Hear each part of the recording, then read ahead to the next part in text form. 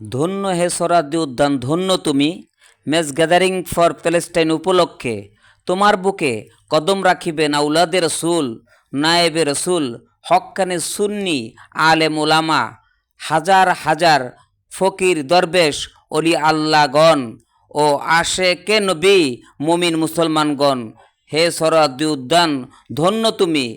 একসাথে বলিবে তারা, নারায়ে তাকবীর, আল্লাহু আকবর, নারায়ে রিসালাত, ইয়া রাসূলুল্লাহ স্লোগানে মুখরিত হবে তোমার উদ্যান। ধন্য হে সোহরাওয়ার্দী উদ্যান, ধন্য তুমি। বিশ্ব দরবারে সবাইকে বলবে, গাজাবাসীর উপর ইসরায়েলি আগ্রাসন বন্ধ করো, করতে হবে। ভারতীয় মুসলিম নির্যাতন বন্ধ করো, করতে হবে। বিশ্বের সকল মুসলিম নির্যাতন বন্ধ করো, করতে হবে।